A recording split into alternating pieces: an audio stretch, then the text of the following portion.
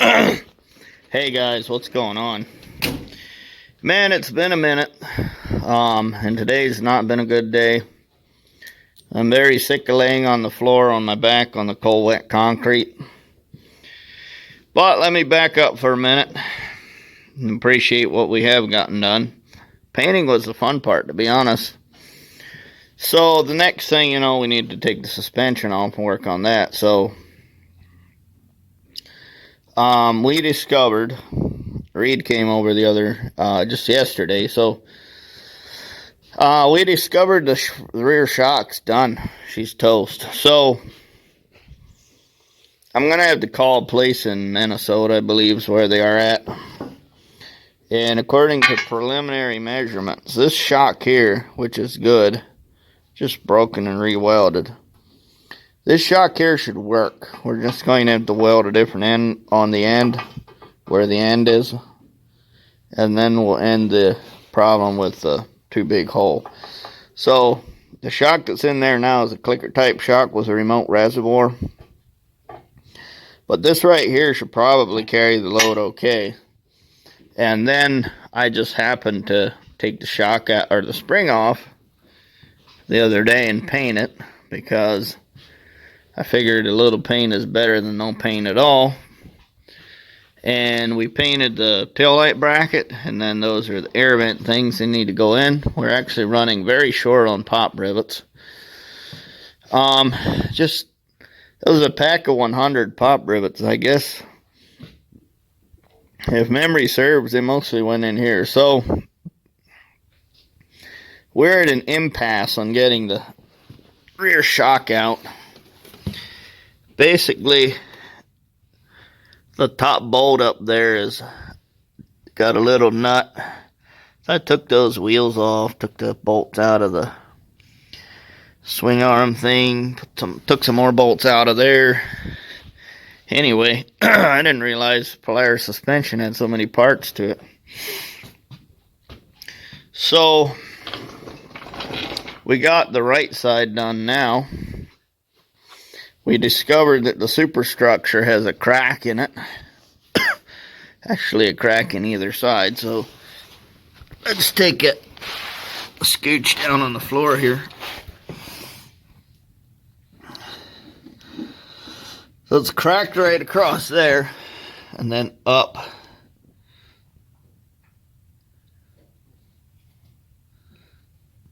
Doesn't seem to go past this little fold here. So the other side cracked up. It actually cracked through the fold. So there we got 4 pop rivets, and they laid a patch on the upper side. So this one I'm planning to put a bolt on either side of the crack. And we'll come on back here. We'll probably put a rivet beside this one just to get a nice fresh hole. So that's what we're up to. I'm almost done, actually. I just feel so old and hurt. So I need to drop these bolts in there and get them tight. That should be good. Basically we're down to what's the carb air box. The coil's back on there, so it would run if the carbs were on, I guess. So we're coming along. We have to pull the seat off again and put the tail light bracket on there and get some wires hooked up. And as soon as somebody comes here and gives me a hand, we'll work on the back end. So that's what we got done today. So basically I want the track sitting on either the floor or the dolly. And then I put the grab bar in a little earlier. I think I'll pick the front end up by the grab bar. Well, I was going to use this. This has got issues with the cylinder. I think it leaked dry finally. We'll have to figure something out. It would be pretty great if we could put the, that dolly that I got with that tranny jack with a board on it. So we could put that underneath here and jack up the front end And then we could have the hood open and all that without getting into issues. So I think what'll happen is we'll weld a new end on the shock, put it in the rear. Hopefully as soon as somebody shows up, like we covered before, to help. I got heartburn and whatnot, and just tired, and I don't know. At some point, your favorite pleasure turns into your own personal hell. So this is the thing I love doing. I don't really particularly love spending weeks and weeks of building and a couple days riding. I'd rather spend, I'll get it more toward the 50-50 mark, where getting on my trusty steed is not equal parts pleasure mixed with the terror of getting stuck out in the middle of the bush somewhere. But we have done a lot of work on this. We re-riveted a lot of stuff. So now we're going to re-rivet the tub. And yeah, basically, got like 5 or 6 more rivets and then we're done. So we might have troubles getting all of this stuff in. I wish I had a pack of bolts or something I could use. But, I mean, that doesn't have to happen at all even. But the important bit is getting the front suspension out. I gotta be able to turn the skis to get the inner tie rod end off. So right now I'd be very happy to just be upright and not all heartburn and upside down and not all frozen to the ground on the concrete, and having a good time, taking pain off, So that's where we're at, and that's where we got to go, and we have 3 days. We got 3 days to do it in. 3 days is not going to get us a shock. It does appear. As far as I know, it's not getting us a shock. We would have the black and green, what's it called? X-Edge. We'd have the X-Edge rear shock we could snitch out of there, but or we could do this. This is going to leave me a coil spring short, which could be, either just be what it is. So let's show you the other shock I've got. So this is my good shock. I was going to put this on the Fat Cat. So this one's not welded. This is the good shock off my black snowmobile. And to make sure the shocks are the same, I just bought a matched pair and put them on. So I've got one broke shock left over. It's got no retainer. And it's got no coil spring. So I tried really hard to get that, but I was told that I got the coil spring, so I've never found it yet, and I've moved once, so it's probably a pretty fair sign that it doesn't exist. And then those are the other shocks originally bought for the Fat Cat. So guys, I'm gonna leave off here. Hopefully we'll have more to show you. It'd be pretty sweet to end this on a sweet exhaust note. We're having to put the factory exhaust in here, by the way, just to go trail riding. So, and this repair that I did on the steering a couple of episodes ago, that worked well. That's fantastic. So very good. I don't think we'll put the skid plate back on because that's going to turn yellow right away, and that's not an option. That's not cool. So got some more paint.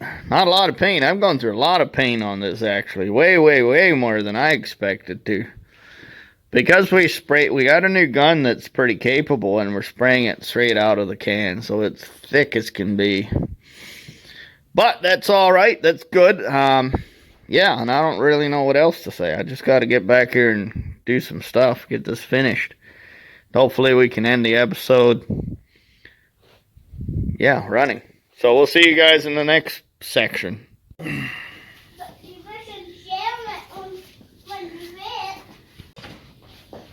Alrighty guys, it's day, I don't know what day of multiple days of working on the ProX. So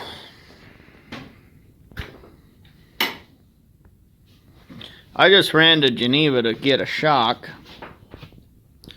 which I was going to go up there and put my weight on it and see how much pressure it's got. So I went up there and it didn't have almost any pressure, maybe 10 psi, 5 or 10 psi, enough to kick the strut back out, but that's about it. And that was a Fox shock, and the guy seemed like he thought it would work and all that, but I went up there and pressed it in and was immediately pretty suspicious of it. So I called the shock shop in Minnesota, and he was out on an errand, but his wife got through it and got him. So anyway, he was able to tell me they're supposed to have about 50 pounds of push, and that shock most likely needs to be rebuilt. So anyway, that was our morning. So now we're here, we're stripping paint off the suspension. So let's flip the camera around and alright, so I'm got the boys. Dwayne is tearing the old chainsaw apart, so this should be pretty interesting. Oh, there's the caps for it. We need to get a box for the parts. What's that? That's a choke. Oh, you're seeing the choke move. Hey, can we turn on a light for your workbench? There we go. Ha! That'll be mint. Oh, yeah, I gotta go in and get you a box for all your parts. So at least some of the parts will still be around in case the other saw needs some. So we're working on the rear shock on the skid. Me and Dwayne tried to get the bolt out of the top end, and they got this little flat nut that you can't. The box end on the wrench doesn't engage it enough for it to stay stuck. I can't reach it from the other side. And then with which one? Phillips? And then with the socket and the not the rasher, socket and the breaker bar, it would twist and come off, even though he had somewhere to rest the handle. So that didn't work out. So Reed might come around this afternoon. He'll help us with that. But meanwhile, we need to get dived right into paint. So I started stripping the spindle. I'm gonna have to figure out how to get this end of the tie rod off. We just came back from the parts store. We got oil base, we got Rust-Oleum gloss black. So Rust-Oleum flat worked half decent. They got us that color right there on the first spray. On the second spray, it started turning pretty flat. So I'm like, hey, I've never actually thought about the color, but I believe it's time to go get some gloss. So so I came home with my money and no shock. So the idea here is, I think his shock was 16 and a half, so I think this is going to make 15 and a half, 16. We're going to cut the end off of this, I think. And then I've got some spacers in here. This is from a tiller, I think. But we'll cut that down to probably 3/4 an inch, half an inch, somewhere like that, welded on the end. So we should be good. If we need it to be a little longer, we could probably up the ante with a little bit of something, I don't know, flat bar, kind of brace everything. We'll see. You'll see once we get there. So now we're stripping paint. I'm debating if I want to show that or not. we are working really, really hard. We're right on the wire as far as getting our stuff in time for this weekend. It's cooling down right now. It's probably in the 30s now, or having a mix of snow and rain and lots of wind, bringing in that cold temperature. So we need to get in here next and undo the bolts that hold in the lower arm here. I'm trying to collect everything. I'm thinking I'll put the bolts into the suspension in their original position. They're all different actually, but that would allow us to get a little paint on them. So right now we're scraping some of these areas. We got a wire brush on the grinder, taking that right to task, stripping all the paint off of here. The floor is starting to turn yellow, so is my jacket. We've been inside for a little while, had us kind of a break, warm up, almost fell asleep in the chair. That's our flat back paint job on the yellow bar. Really roughed it up with the grinder or the impact brush and the heat. So I started putting some of the nostril pieces in here, and you know, every time I put one in, I realize I need to be stripping paint. That's the big thing here that we need to do. Those are the skis I reconditioned. They're ready to ride. So the only thing is, we need to get paint drying so that we have 2 days for this stuff to dry before it all gets slammed back together. The tail light and the tail light wiring, that can happen later today or tomorrow. There's no immediate rush on getting it done, but the heat and the air temperature is going down fast. This building is a sieve. We need to get heat going. We need to get these things hung up over here on the ratchet strap, and then get those pieces down. So guys, we're gonna get dug straight into this and get these guys turned black. I have some red oxide primer that I might put on these first before the black goes on, but we're gonna think that over as we work. So guys, see you in the next bit.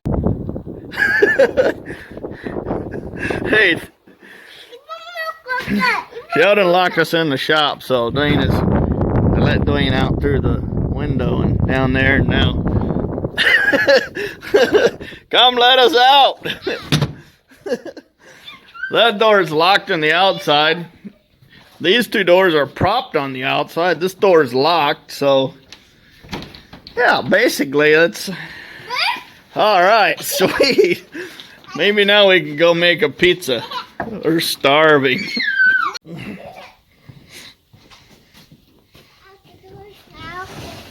Out the doors now. Here's one Frosty Chino coming right up. Hey!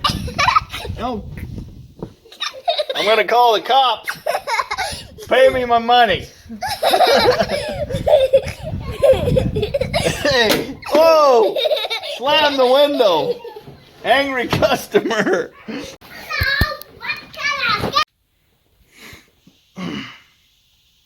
Alright guys, we're out here. It's 9 at night. Finally I can say it. 9 at night. It's literally like 9:06, so we are working overtime. Overtime, out of time. And the point of all this is to get the suspension painted before Friday. So now our departure time has been ratcheted up to sometime. I'm wire brush short. That's been used. Been used before. Here it is. Here's the one I want. Cup brush isn't much good if there isn't much cup in it, so I'm just setting this out because I'm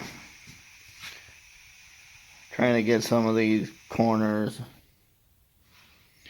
whatnot. Anyway, my fingers are starting to freeze for some odd reason. I got part of her done. So that bolt's stuck in there. That bolt I don't know. I don't remember there being 1/2-inch bolts in the bottom arm on these, but maybe they did that for the ProX. So there's going to be some spots here that I won't be able to hit, so we're going to use the wire brush on the impact. So this is what I've gotten done over here. Got the lower and upper arm hanging. The whole control arm. Put the bolts in here. So this side came apart great. And this is the tie rod. Well, I had to beat the tie rod out of the hole. They like seizing in there for some reason.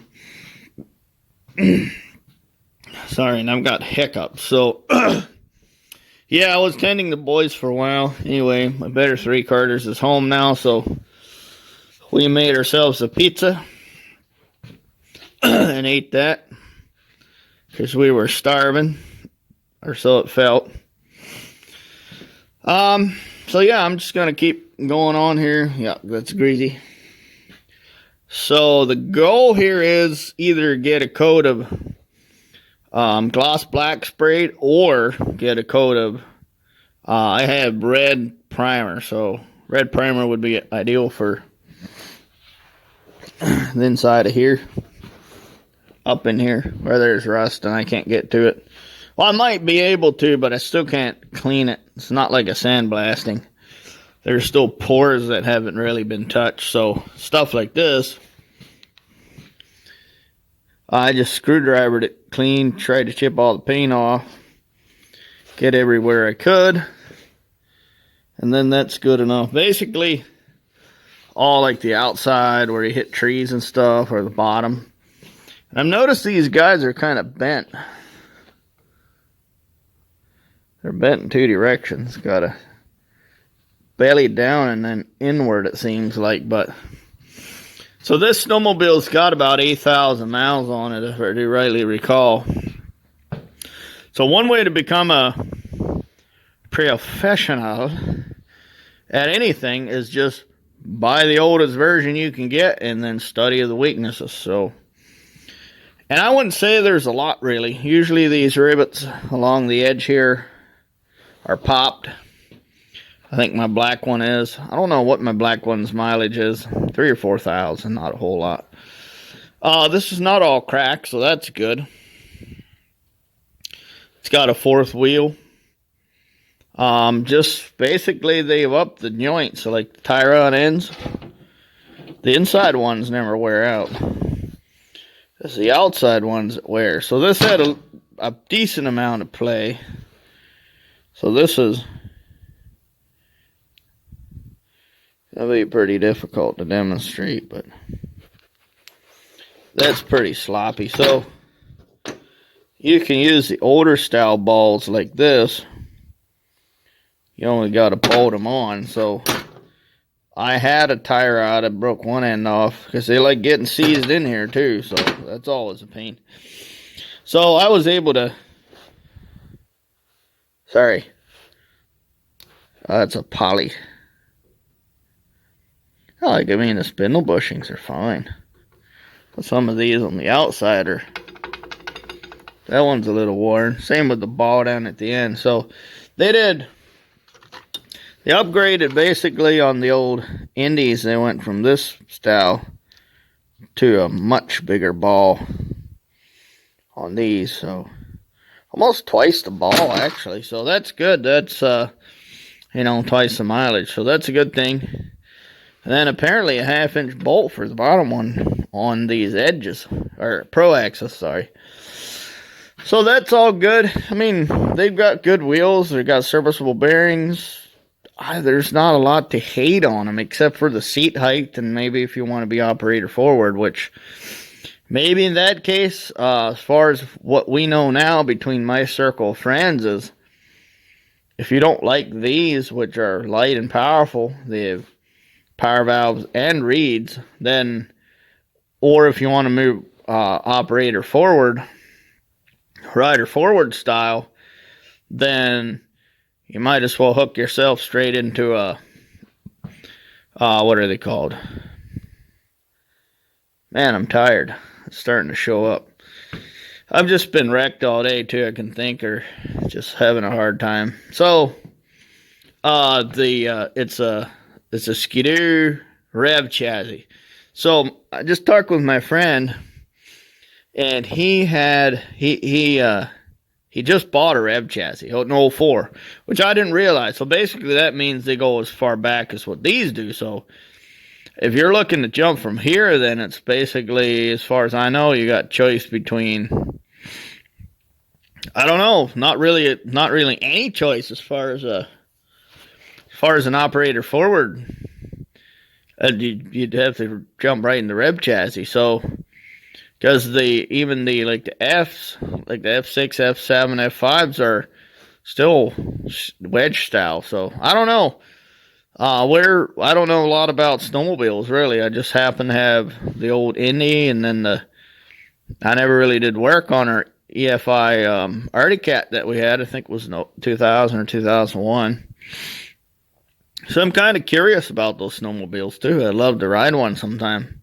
So Leroy's actually got one. So sometime, we'll have to figure out an opportunity to go hop on it and take it for a rip. See what it's like. Hopefully it'll be awesome. So yeah, it's got everything. We just need to get a shock in the back there. So tomorrow Reed's going to come over.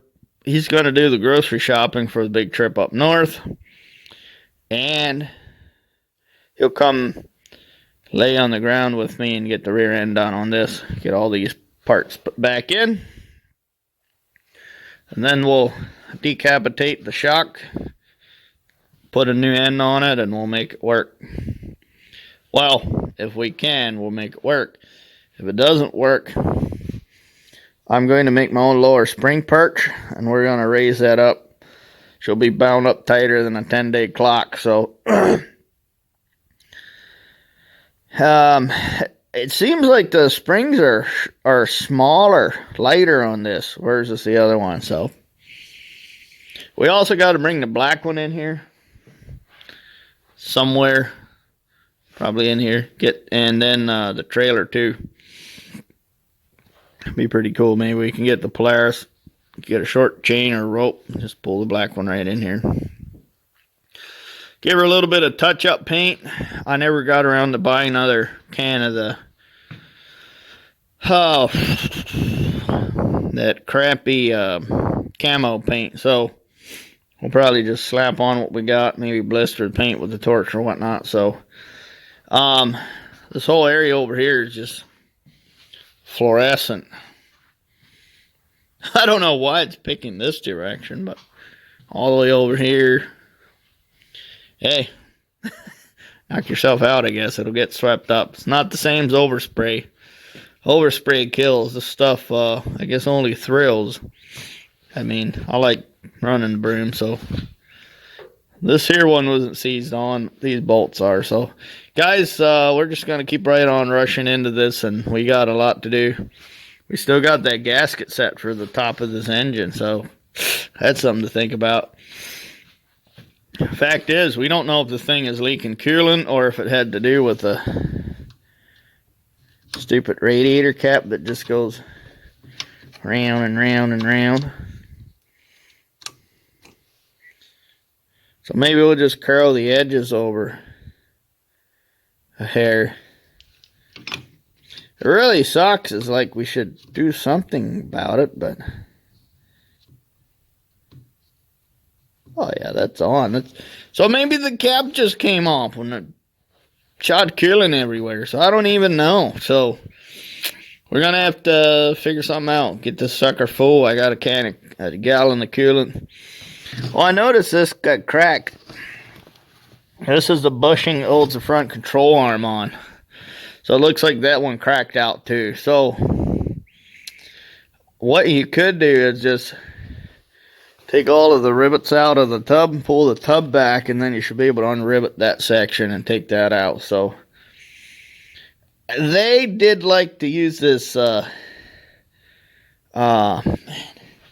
if I can remember. See if I can remember off of the It's like 16 or 18 gauge. It's at 8th. So 14 or 16 gauge. Some pretty thin. And they seems like they, instead of going to a heavier gauge, some places they just layered it under the superstructure and whatnot. So that'll be all right. The worst thing that could happen is we end up putting a washer on the inside and make sure that slug doesn't pull through. So we're not doing motocross stunts with it. We're just doing trail riding. So I think she'll be fine. Guys, we're going to get back into grinding and painting. And then hopefully when Reed comes, we can assemble the rest of the nostrils, the grill fins, or whatever they're called. And then I was thinking the other day, though, wouldn't it be kind of funny to take all of this and rearrange it in the same way that the more modern snowmobiles are? I mean, you could take this hoop and set it here, and then sit here and have, I don't know. It's just funny when you look at the modern ones. It's like, wow, that's really sleek. And then you look at these old ones, it's like, wow, is that a jet ski or a snowmobile?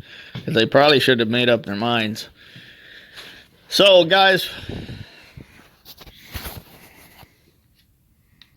I'm tired. Let's get to work.